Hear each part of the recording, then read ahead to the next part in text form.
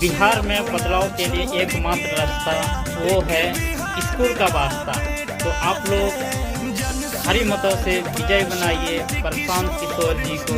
यदि आप लोग उसको मुख्यमंत्री के रूप में देखना चाहते हैं तो आप लोग को भारी से भारी मतों में आप लोगों को वोट गिराना है स्कूल के वास्ते से।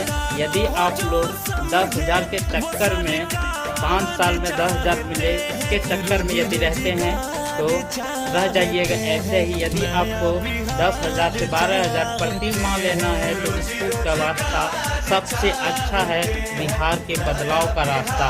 तो आप लोग से उम्मीद है, हमें उम्मीद है कि आप लोग जरूर आप लोग रोजी रोजगार के लिए 12 से 15,000 रुपया प्रति माह रोजगार के लिए आप लोग यदि गांव में ही लेना चाहते हैं तो बिहार के लिए सबसे अच्छा है स्कूल का वास्ता।